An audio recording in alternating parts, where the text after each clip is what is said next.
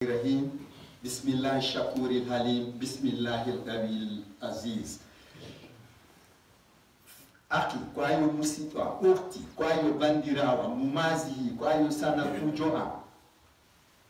Atakuwa kulon Allah, huwa khairu zadi muzawadin, kwa umpuli mu'ide kala njoba yo'ete, kulon Allah. Sa huli Allah tu ayobike kulon Allah haraya ala problem. C'est que si tu as un gasa no kofi hulgol Allah tu wala en juma be ka waje te wo kofi hulgol Allah to se ara marchi ara no to kisan e ko moni tamo kono non ko si da holi ta Allah no di si hulamo ene non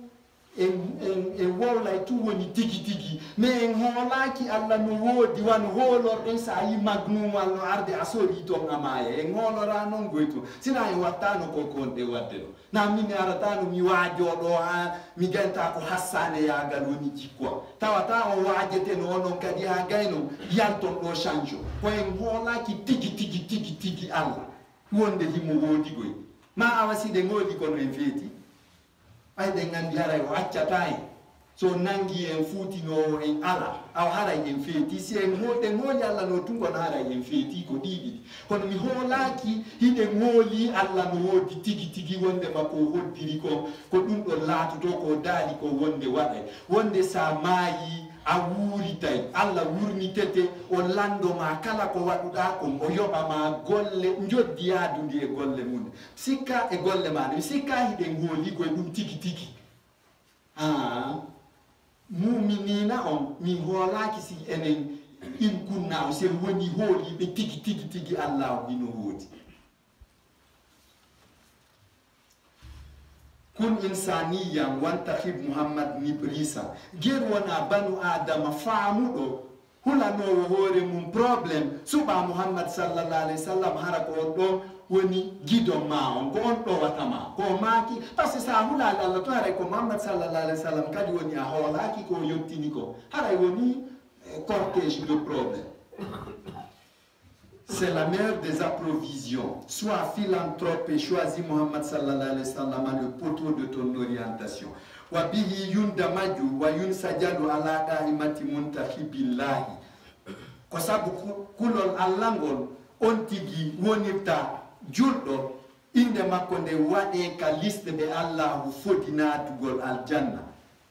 Fatare loke munadi nyalande godday kono ne arata ala lon janjan kono lon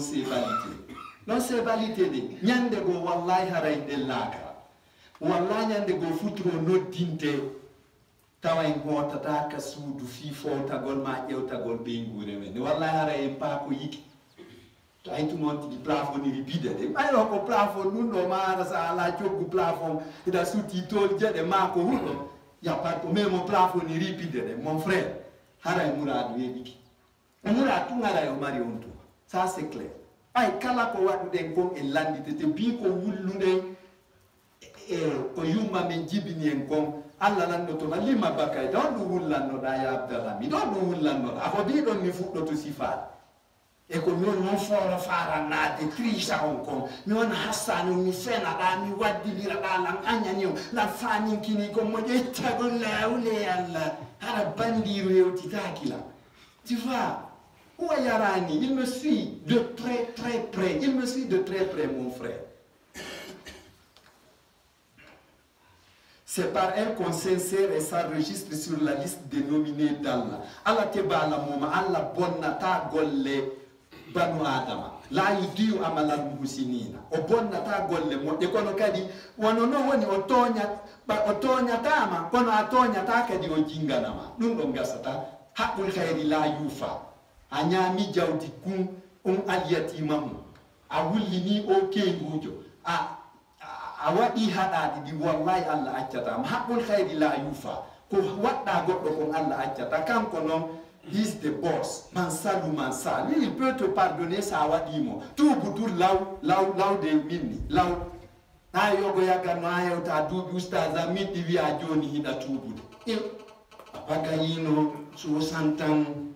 jabali wajuji dina wontun chaka wi a joni nibbi mili mo do futo da artude ka Allah wodi tata. Manda baba karimin fata mo tapi ba fal bete jo o uddita e kono in kana bukratan ko siko law woni 22h 3h o jabata tuube law acce bonki ki law gere yiden e be wonde bonade mun jembe yo be accange sinange sumwe ko baraji men din jettoyte be le jonnite kambe hebbe zunubu minon ko hewti anu ko hay sa jati bengu goddo o zunubu ngiwi wosi aye yawi ene mo la murtide bengu ma accana ana sisade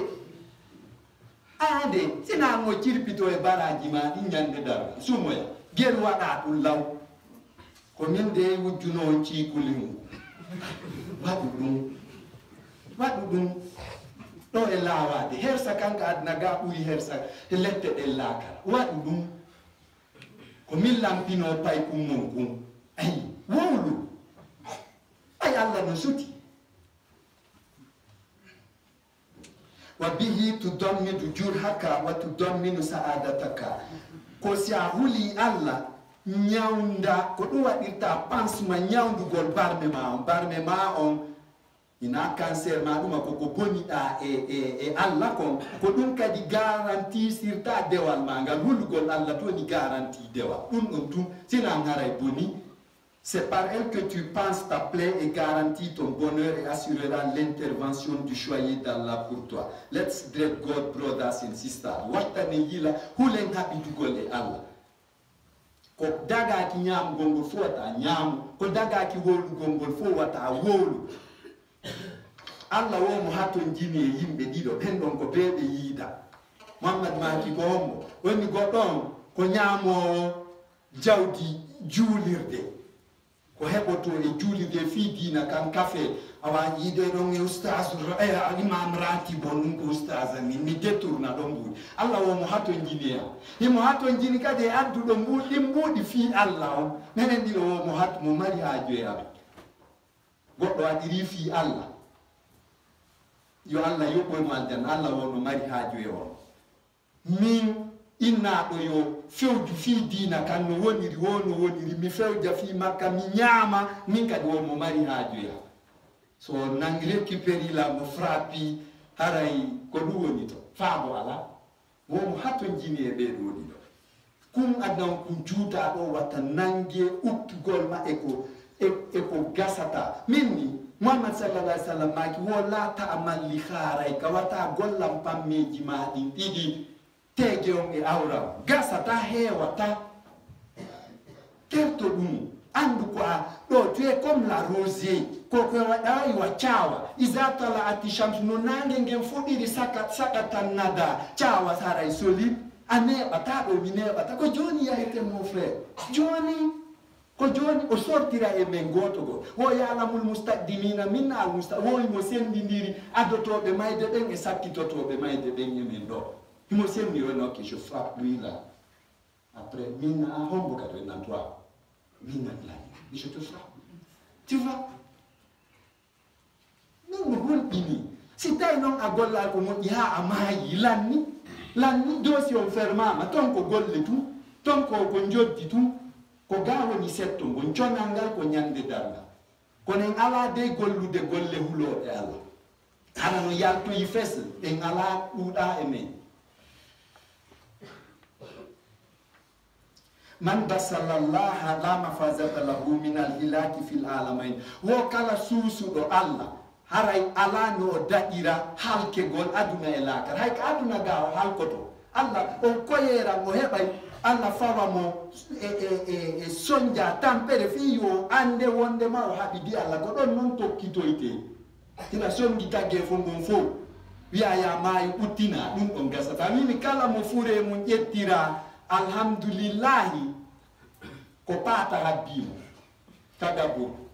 ko yo jettire emba asat subhanallah emba koni goy men ni si wado acci men no bayari da wadi be doy donc ko mafazat ko malal ko alhamdulillahi lo jiroita kono ainsi kuna Abdul Hamid ko nafi gin kunno ponkum si tay mi ma yi tay ko do Allah wallahi no wodi ton ko mi tawoita ko nako goto yelaki. Celui qui ose Allah n'échappera pas de la perdition dans les deux mondes. ayay goɗɗo o joni ni ara minna ya ñawla goɗɗum milan maapilan sonji surrala ñawlala ngagayna mais mon yaaka goɗɗo go wiɗo ko Allah minna acce ñoƴƴinanol lankari nani wono ƴantude lansinamo wirta lawol ay tema ena ɗaɓɓanan goɗɗum go yiwatta ka berɗe wiwa to andi fure wowlata ɗaɓɓanan ɗon mbulla a yehi kadi ka berɗe c'est pas possible ɗaɓɓana ɗon ñoƴƴinen mo ena ya min jonnan tun ko halduɗen ko haray millan ni taw siɗa huli Allah an a hulali Allah on mo yaɗa ka mum kadi hulali Allah wo ko ñoƴƴini Abdul Kalam woɓɓe wiya ko dontonori ndi ko ya kuppore nden waɗa tal kunkum ena tal kunkum ƴetta uddida hunduko kon ɓukka toon taran e gara e mum waɗa e kasan e bagi um dane um juula suwa fure sura woltatake mume anda ko mume ko aduna ɗo wallahi woloyte tu vois ma sa waɗiri noon hay hata o yartay o artata aduna guine ɗo aduna haray o yehi ɓiɗɗo maɓɓe naɓe doy woɓe hettike régla nan tun addoy tun ƴi'e fure kadga berɗe jeɗo hayɓa ƴi'um ton alana on fure ɗon ka dérange gol ƴetta ɗon wo ƴi'um ara wat jonnaɓe ɓe waɗa hay hata ɓe lampo kaalijo sikka noon hiɗa waɗa wasifa lazim hiɗa ifuno hiɗa rajibi ça c'est quoi a ukkidiri gonga e fenade ko Allah daali watta ukkidire ko tu vois no wowliɗa ɗum ko vraiment stage o goye menen en andi goye o ayan o waɗa goye waare kono ko fi yo nantodire kono ko wahabiyajo ni tu vois ko Allah noon daali comme min mi woni wolde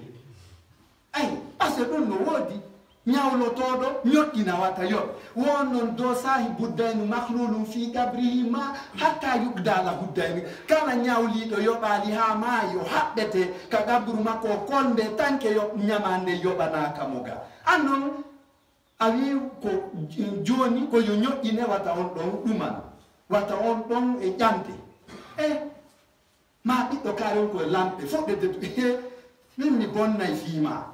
hombo wawi bonnude fi goɗɗo sarayna ko Allah hoddiri ko hombo ɗon andi avion je no yani tawa avion on fof sumay sina penum hara penum gotum no heddi to tima andi ko Allah dandata ko Allah hoddira yuhyi man yashau mata yashau tagay mo faala tagude nde o faala tagude wayu mitu man yashau mata yashau o wara mo faala warde nde o faala warde kono an a wi an min sa kelam mi bonnay fiima mo wala nima ɗum ya andu ko militanjo cheytan wata hulu la takshawul kuffar wato mulu heferɓe ɓen takshawullaha hule Allah wa haqqal jari e kawta haqqe kawta o gaynata fos ko sakkitori ko perdi kama ko caaba o wona fus la yuflihu sahiru haysu ata mbile maletake façon wo façon no a nani wowli ko Allah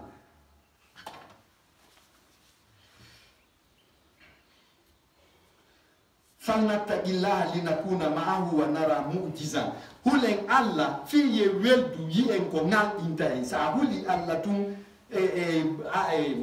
aduna ɗaynatama par ce que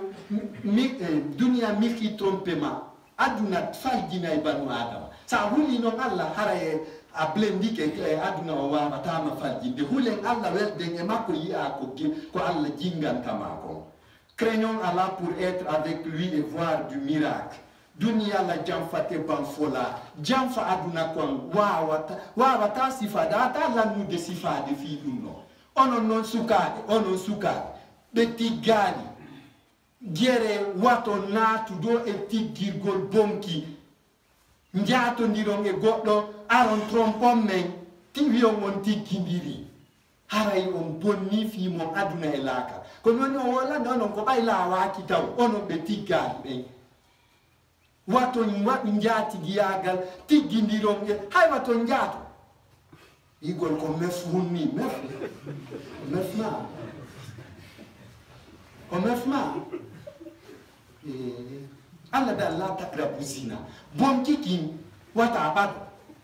hina fi waɗa ha gana tiggindira e on tigi andi haray a Allah dali azani la yankiu illa zanata womi wo komi yamiri on yilotoɓe ɓe worɓe bandi kame e tiggindire bandi kine hara liste on sattoya o dulbayɓe tum fiyaten tongo ka lakara kono mo nami wowi azani la yankiu illa zaniyatan aw musrikata woni ko wiɗo Allah ala e waɗowo zina hani tiggindirde tu vois tertede on laawoyto min on aroyay ha tawa o nguli Allah tawa no yummira on ɗon heɓi gayi molana taw si a wiyay o yo hotu ko ɗum wimi on nano toon ka tande nanay no uume piiji go a andata mawɗon harano faala wiide yaltanan ɗo mi heɓa kami tawa ɗo na eyi debbo wiya a woli ɗum ɗo min lancete ayi ko on ɗon noon passeport wonɗa yaadude laakara rene dey pay koy laawoto koko laawoto dey rene dey on ni so e ta feere ala ta an ko ɓiɓɓe soɓuɓe moƴƴinɗa e Allah fawma ya jonnu aduna on ko soɓuɓe e tawa ya Allah noon honto tu vois ko wattangol yila ɗe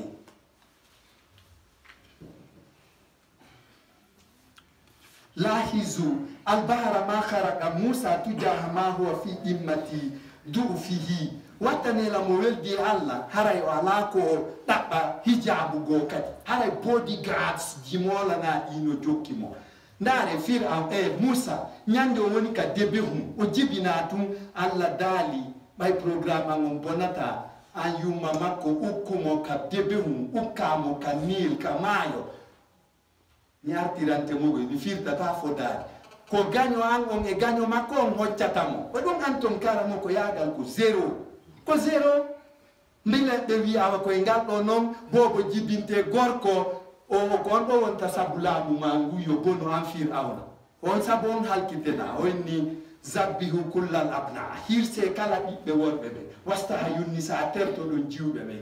tu vois ɓeɗɗo wawa change de programme Allah o karamo ko hassanejo no wawa change de kañum kadi programme Allah o ukkimo ka debbe hum o ukkimo ka maayo ari ha ka plage Firawna tawi mbattulaɓe ɓeygu Firawna ɓeygu Firawna no lootade ɗon ɓe hoccimo ɓe danki tu vois dogeteno ɗon tawi ko on dankoto Firawna wi ɓayen ala bobo jogoɗen o bobo kono yi noon waare Firawna nde bo imo jogui Musa ko pen hum on toujours nangay ɗon bippita tum o accida hen kanko Firaun on he a kumpay kunde je ne comprends pas sa oɗo no hunƴanira ayi donc on gon programme Allah ko on laatoto ko on faalaɗo warde mon tawi ko on dankoto mo ha o jandi tu vois wattane yila ande ko Allah hoddiri kon tout laatoto ɗum noon kadi fof laatoto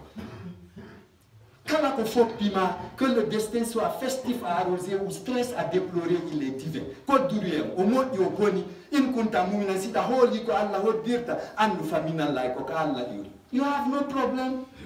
Hara ala problem. Ko sa ittiɗo wonkima kiniɗa yahude karamo ko hara bonni ɓay ala ko fenirta waddindira wa karamo ko kamɓe toujours ɗa mari ɗa kawtal joddanejo se antaɓe fen ko fatuma kenni bon mo ɗumanini seeɗa e kon woni ɗumannaki